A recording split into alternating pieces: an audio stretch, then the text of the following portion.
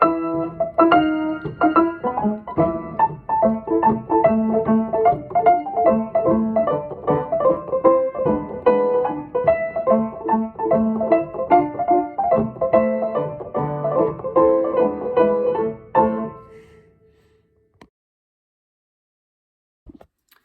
if you haven't watched the jig video, I'd watch that one first.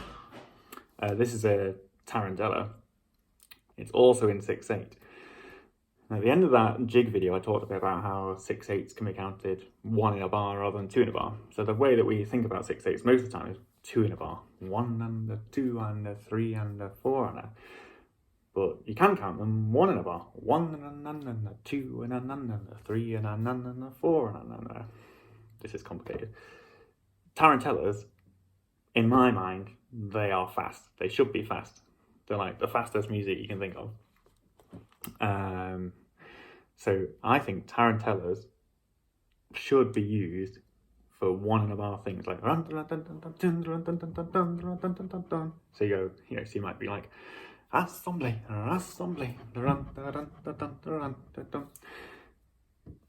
But I think not everyone thinks this. I think I'm probably one of the only people who think this. I think lots of people do ask for a tarantella, but they want it to be slow. 2 and a 3 and a 4 and a... But I think that's a bit annoying.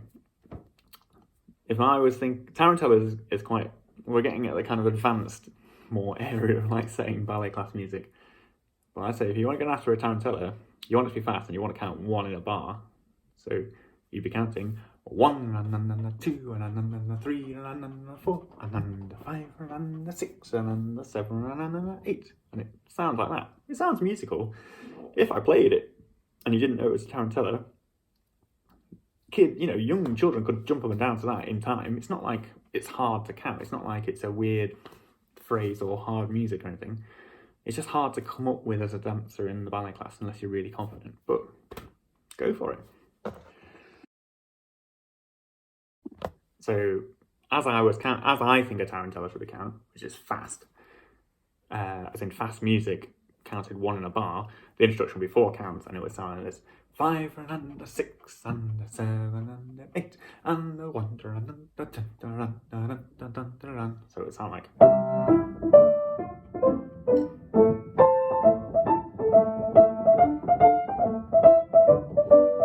Yeah, like that. You can imagine if you were the kind of person who didn't name your ballet rhythms, which is fine, probably more normal really, you can imagine you might accidentally get that kind of music when you set something. And you might accidentally get that kind of music when you set something slow. And it might not be what you're expecting. And it's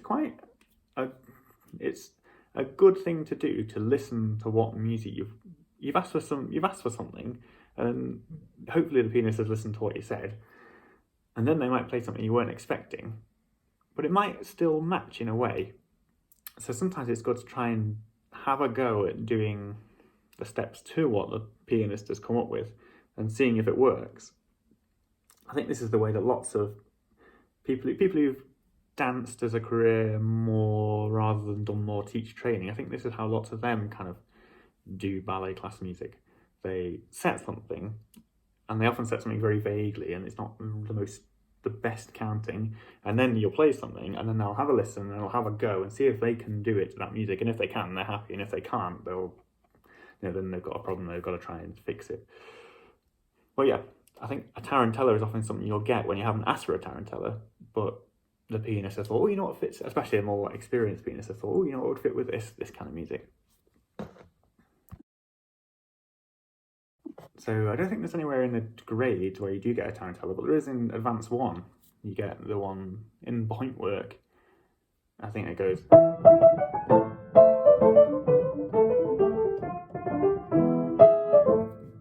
That's a tarantella. And that probably is counted 1 and a 2 and a 3 and a 4. And because that matches the steps. So that's a good tarantella to think of. And the other place you do get a tarantella is in Advanced 2, that bar exercise, the precipitate exercise. I'd probably say that's a tarantella, but that's actually counted. That's counted 2 counts per bar. A 1 and a 2 and a 3 and a 4 and a 5 and a 6, because of the steps we're doing. So you can count it both ways. So those are two tarantellas that are in Cecchetti, but they're not in the grades. You wouldn't know them from DDE, but you might know them from the rest of your Cecchetti life. So another tarantella that's famous is the one from Swan Lake, the Neapolitan dance is sometimes called, because tarantella is an Italian dance from the Neapolitan area, like there near Naples. I'm not sure if this is true, but I've heard this, that it's the dance you do if you got bitten by a tarantula and then you were flailing around, but I've got a feeling that might be something that just some dancers say, and it might not actually be true, but it might be true. Wikipedia would say, but who knows? And that goes like this. So if you had an intro, it would be...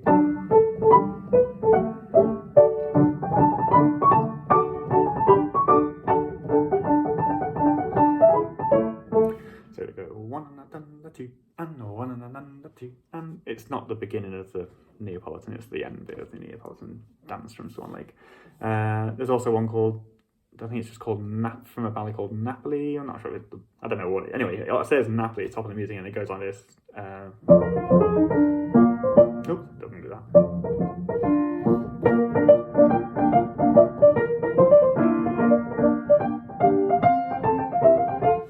And that's also a tarantella. Sounds great. You can hear it. It's exciting music. It's good to do in class, but it's hard to set. You might end up getting it by accident rather than setting it.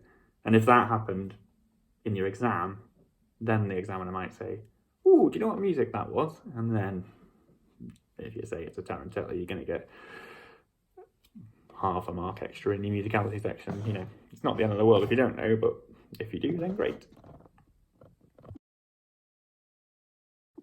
So what exercises should it be used for? I quite like playing it for ensemble exercises and things where it goes and a jump, and a jump, and a jump, and things where the music would feel too slow if I played a different piece of music, but if I play a tarantella really, really fast, then it'll fit. I quite like doing that. And then the other places it can do is you can also use it for things like tondus at the bar, like I was saying in the jig exercise. If they've set something that sounds really serious, like and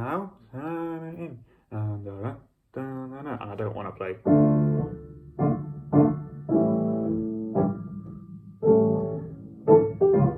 You know, it's gonna be more boring if I couldn't instead play.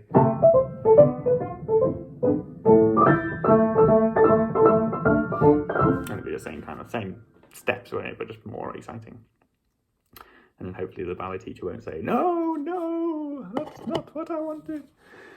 So if I was in a ballet class and I wanted a tarantella, and I was confident, and I said, I want a tarantella, please, I'd say, can I have a tarantella, please? I'll go, 5, a 6, a 7, and 8, and a 1, and a 2, and a 3, and a 4, and a 5, and a 6, and a 7, and 8. Or I'd say, we have a tarantella, please, we'll have 4 counts in.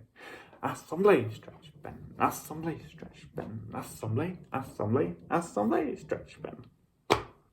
Yeah, I think the thing I like about a tarantella as well is that, like, often with the exercise I just counted then, nearly always you're going to do it to a waltz and it's going to sound like assemble, stretch, bend, assemble, stretch, bend.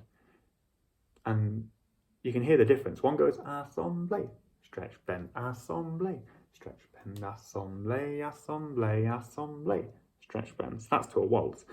And if you did the same exercise to a tarantella, it would sound like assemble, stretch, bend, assemble, stretch, bend, assemble, assemble, assemble, stretch, bend.